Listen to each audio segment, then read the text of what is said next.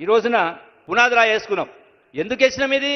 2500 మంది పేద విద్యార్థుల కోసం 200 కోట్ల రూపాయలతోటి యంగ్ ఇండియా ఇంటిగ్రేటెడ్ స్కూల్ అంటే కార్పొరేట్ మీరేవైతే లక్షల రూపాయలు ఫీజు కట్టి మీ బిడ్డలకు అప్పులు చేసి ప్రైవేట్ కాలు పంపుతా ఉన్నారో, స్కూల్ పంపుతా ఉన్నారో, అది పంపాల్సిన అవసరం లేకుండా ఇలా ప్రభుత్వ డబ్బుతోటి అటువంటి గొప్ప చదువులు రావడానికి ఈనాడు ఇక్కడనే మనం పునాది వేసుకున్నాం.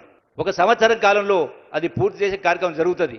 అంటే పేదవాళ్ళ గురించి అన్ని వరకు ఎస్సీ, ఎస్టీ, బీసీ, మైనార్టీ అంటే కుల వివక్ష లేకుండా అందరూ ఒకే స్కూల్లో చదువుకునేటువంటి వాతావరణం కూడా ఈనాడు ఈ ప్రభుత్వం తీసుకొచ్చేటువంటి కార్యక్రమం చేయడం జరిగింది. సమాజంలో ఎన్ని వర్గాలు ఉంటే అందరికీ వాళ్ళ జనాభా ప్రాతిపదికన దామాష పద్ధతిలో 42% రిజర్వేషన్ బీసీలకు కూడా ఈనాడు గౌరవ ముఖ్యమంత్రి రేవంత్ రెడ్డి గారి నాయకత్వాన్ని అధ్యక్షతన శాసనసభలో మనం బిల్లు పాస్ చేసుకోవడం జరిగింది.